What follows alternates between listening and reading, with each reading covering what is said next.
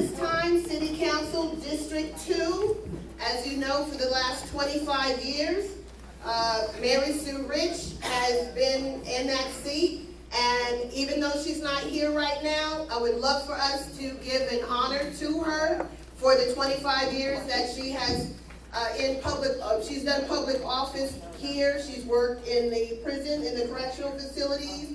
She has really been a, what was that, civic rent, did I hear, for the city of Ocala, and I'd love for us to give a hand to her right now.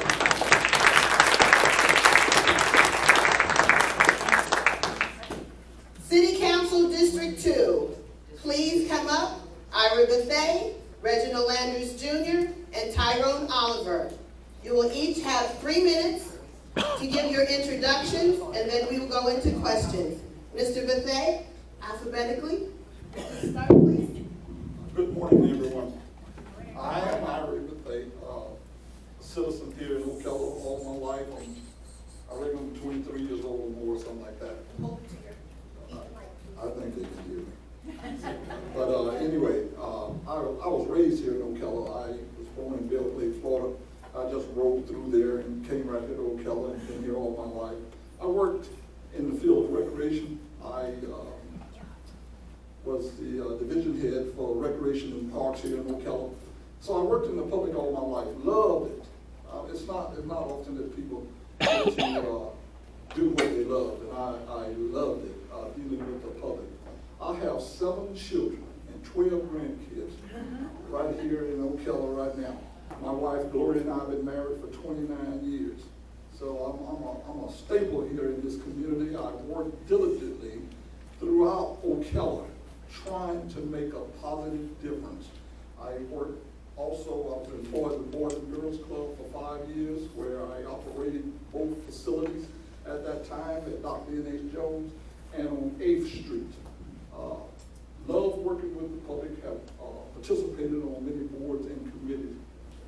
That's who I am, Ire J. Bethea. Thank you, Mr. Bethea. Trying to be respectful and let my elders go first. We're going out. Yes, ma'am. Good morning. Thank you for coming out.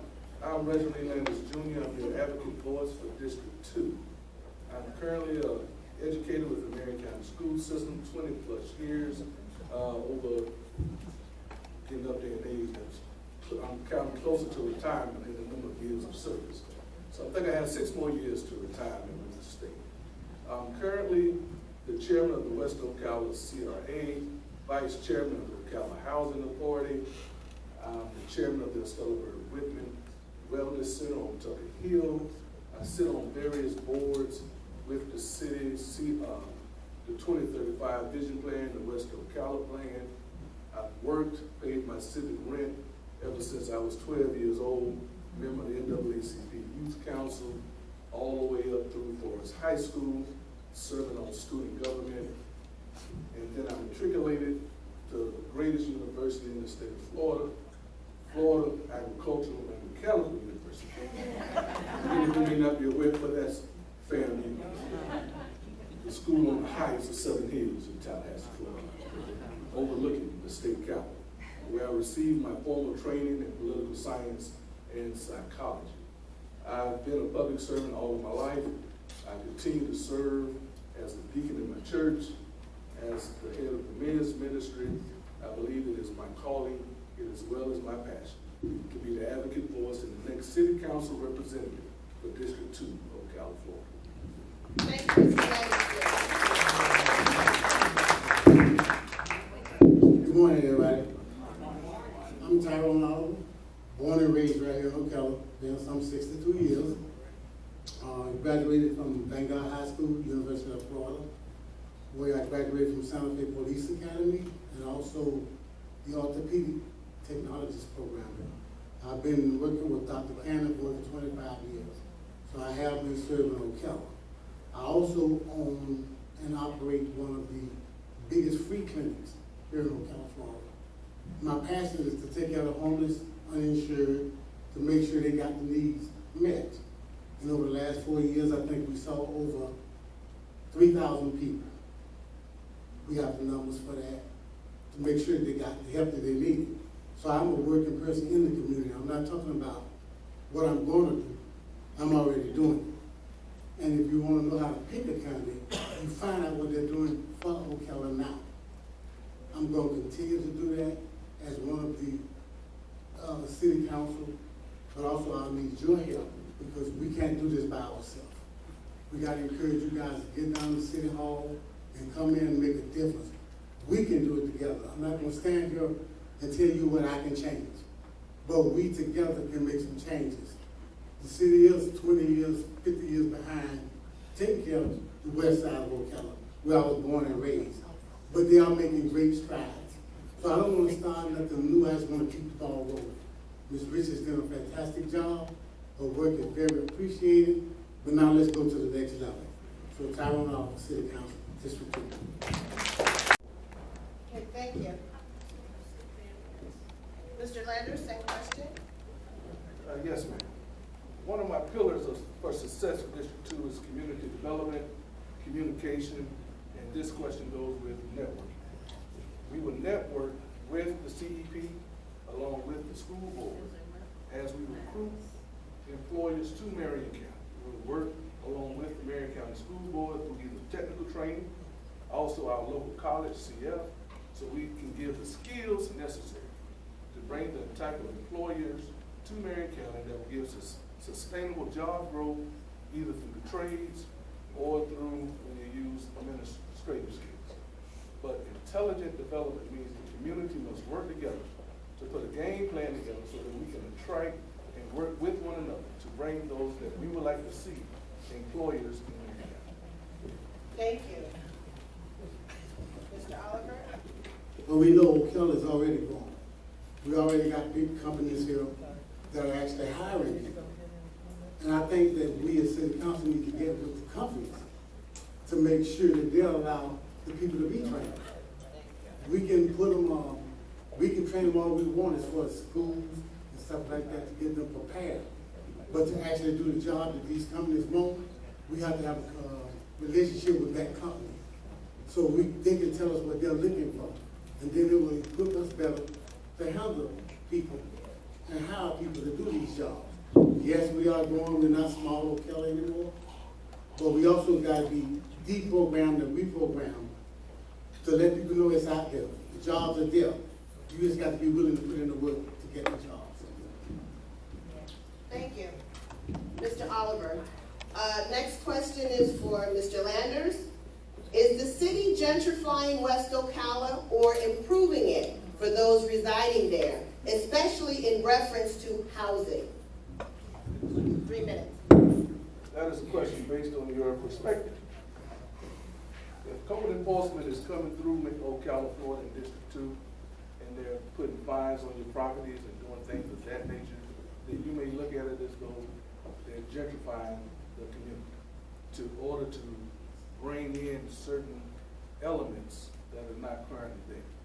Or you can look at it and say, well, the city is doing their particular due diligence in helping the citizenry do what they're supposed to do with their property.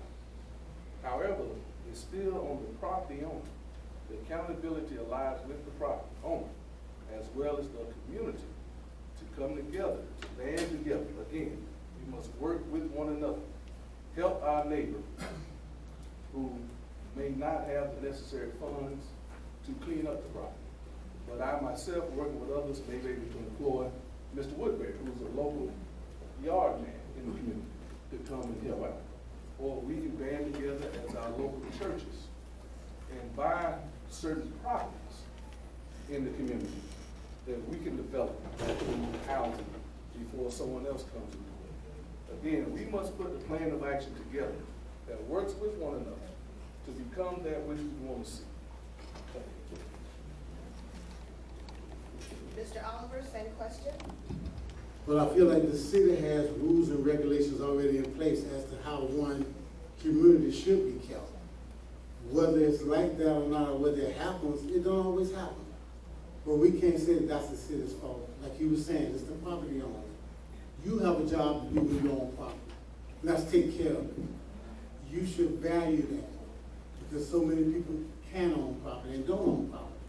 So I think it's up to the property owner and that community to make sure these people keep things up. And just like Mr. Landers was saying, sometimes you know people that can do certain jobs, and you can ask them. But everybody don't have the money over there to do these things.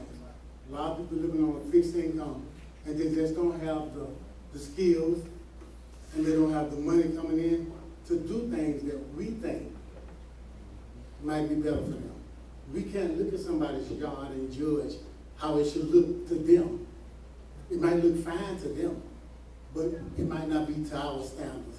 So I think that is an individual's choice as to how he keeps his property, but also the city does have things in place that say, hey, you need to do this or that. Don't park cars, don't park dead cars in the yard, all kind of things like that. That's a city problem. But we can't tell a person, and I don't think the city does, that they need to mow their grass.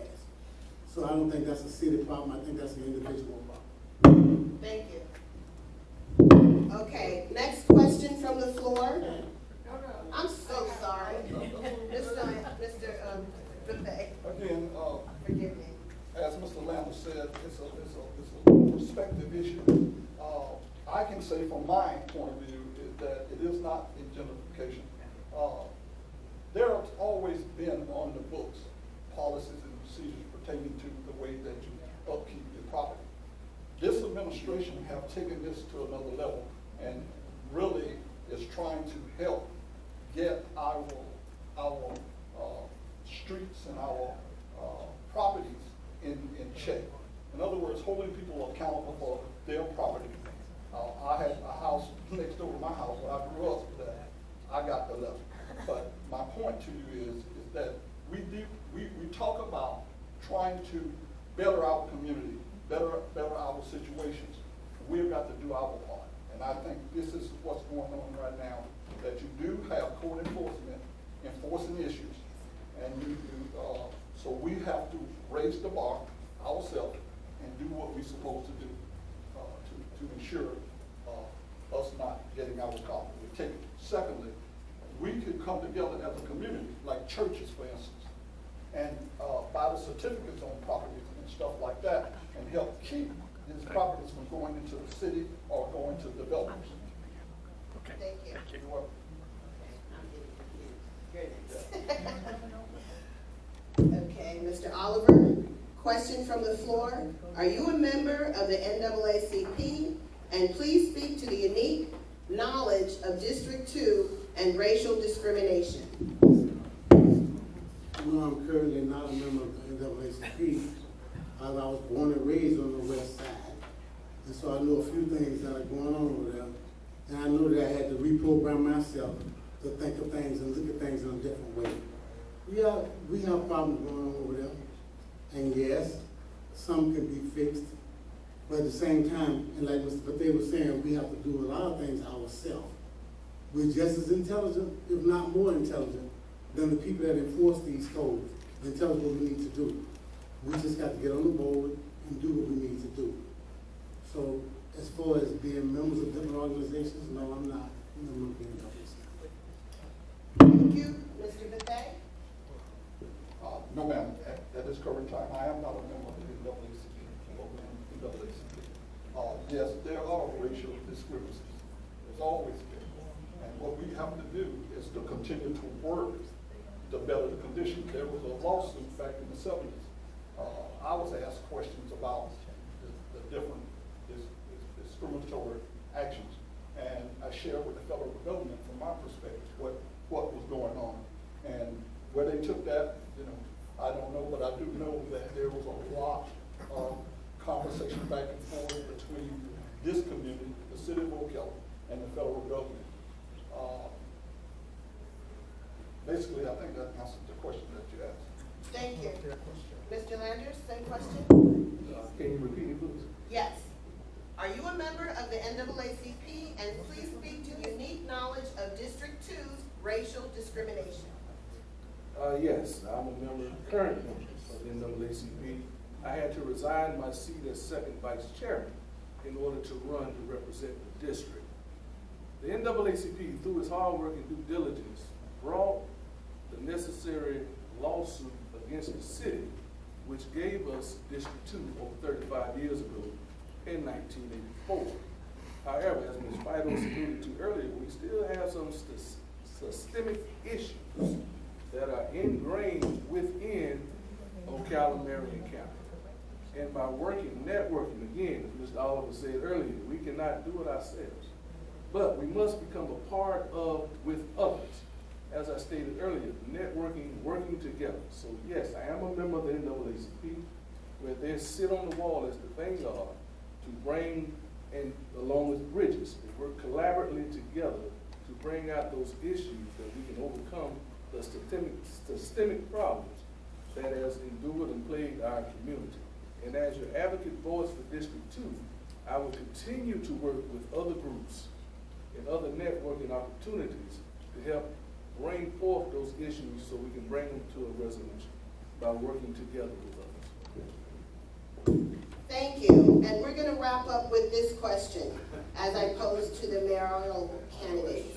What initiatives will you as city council member put forward in the coming years? And let us start with Mr. Bethea. Well, one of the things that we have going on in our city, in our county right now, we have conversations that are going on, casual conversations with the College of Central Florida with Bridges. We have the Racial Harmony Task Force going on. We need to keep a dialogue going on between the citizens of Ocala, Marion County to bring about better relationships. Other initiatives is continue to work with the city and the CEP on bringing in industry and economics here in Ocala. This past few years when we brought in FedEx and these other entities in Ocala, they did not vex them enough to say, okay, for instance, a certain percent of your employment force has to be from Ocala, Marion County. And that's why we're still in the fix. These people are bringing people in here from out of town and taking on the better jobs. Okay? Now, the Chamber of Commerce at this point is working diligently to try to bring in other commerce in here, and they're going to be bringing in commerce that is going to be paying 15% to 17% above the Marion County wage level, which is a good thing. I want to take and make sure that we keep our eyes and ears and our foot's on the ground and stay plugged into that and tune in and make sure that these things continue to happen. Whether you know it or not, we have about 120 people moving into Ocala, Marion County per week right now. And most of them are the millennials. So this is going to be our new workforce. These are going to be the people that are going to be driving and then, now let's be a little too old. Like this young man right here. I'm just saying that, it's like between 24 and like 30 and 60 years of age. But these are good things, okay? So there's a lot going on. My point to you is that I'm going to be watching, I'm going to be a part of, I'm going to be working to help this. Now, folks, listen. Shut up. But listen, I have been actively engaged in Ocala, Marion County all my adult life. Now, I might not be the best speaker in the world, but I can pull people together and get the things done that need to be done. I know that if we collaborate, if we talk, if we communicate, this Ocala can be a better place to work, play, and live. Thank you. Thank you. Mr. Landers. Hang on one second. Yes, ma'am. The question was what initiatives you would bring, correct? Yes, sir. Yes, sir. Initiatives, things that I would start under my tenure, not that which I would continue that was started previously. One of the first things we would do as your representative is become your advocate voice. What I mean by that, in order to go forward, we must look backwards to understand where we're at present. So we must review the budget. We must work with the police chief. We must work with our fire chief. We must work with our city divisions and to see what programs that they have currently. And then you would bring that information back, which Mr. Bethea alluded to earlier, which is one of my platforms, communication. Relay that information to the citizenry of District 2 so they can understand what it's currently about. And then we can put a plan of action together to see what it is that we would like to see brought forth, which would be a new initiative, which means the newest initiative that I can bring is working with the community as their advocate voice, where we can put up a communication website with job links to employers, job links to opportunities. We will have forums to let them know what's available as far as our local business, coming together with our procurement, working with our local chamber of commerce to make sure that we have opportunities for our entrepreneurship to join the chamber and to become involved, working with our school system to put programs such as tutoring into our community centers that we're building. Because if you just read the report, our schools have improved, but we have a long way to go too. So we need to bring new innovative ideas and approaches to the district. Now, I'm not a savior. I'm not the most intelligent, most articulate person in the world, but working together with others, we can come up with ideas that will be beneficial for everyone. Because I'm just an old athlete. Learned a long time ago what team means. Together, everyone achieves more. And a rising tide lifts all boats. So bringing the community together and working with one another would be the best and the most important initiative that I can bring. Thank you, Mr. Landers. Final question for you is, what initiatives will you as City Council put forward in the coming years? Thank you. Well, as my opponent said, teamwork. Totally agree with that. It's got to be a team effort. We can't do it by ourselves. That's number one. The thing that I don't agree with them with is this. I think we've been talking long enough. I think we need to get something going. We need some action going. Ms. Rich has started this ball rolling. So we need to roll this ball a little bit harder. Let's not reinvent the wheel. We got kids in school, they have after school programs, all these things. Let's make it go further. Let's take it to the next level. And as City Council, we're limited on what we can do. We make ordinances, we enforce ordinances. That's the main thing that a City Council person does. But working with you guys, we can figure out, okay, this is where we need to go and go after together. We can't present it. You need to come up to City Hall, present the issue, and if you're right, because I run on my integrity, and that's doing what's right when nobody watching. So when you come there and you present something and you're right, I'll back you to the end. But if you're wrong, I want nothing to do with it, because the city has things placed in an order as to how you get things done. And if we don't abide by their rules and just go trying to make changes, it's not going to happen. There's 4 other guys in there that vote with you on City Council. So it's hard to say that what you're going to change, because you got 4 other people that need to agree with your ideas. So that's going to come from the community. You guys talk to us, and then we tell you how to present it. And then when you come and you present it and you're correct, then we can go. But until we do that, we're going to always have issues. It's already division as far as the west side is concerned, but it's gotten better. I have definitely seen improvement. I didn't have sidewalks over there when I was a little boy walking to the auditorium and going to school. We didn't have sidewalks. They got sidewalks now. They got lights. They're beautifying. So they are making an effort. But we're not going to satisfy everybody all the time. It's just not going to be done. So I work hard to try to get some of the things that we need done and not the things that we want done. Thank you, Mr. Bethea. Thank you, Mr. Landers. Thank you, Mr. Oliver. You may have a seat. I know that we weren't able to get to every question. I would invite the candidates to come up and review some of the questions in case you get them at another forum. We want to thank you for your taking the time out from your races. To come and answer questions from Bridges Project. We are nonpartisan, but we are plugged into the community, and we think that it was so important for this community to see. I know some of us are not in the city limits, but we still are as plugged into the community as a whole. I would also like to acknowledge we have one candidate for 2020 that is here with us, Ms. Cynthia Del Rosa. Would you stand, please? She is running for State House, District 23. Are there any other candidates for 2020? Okay, at this time, I will lead us back to our president, and thank you for your time.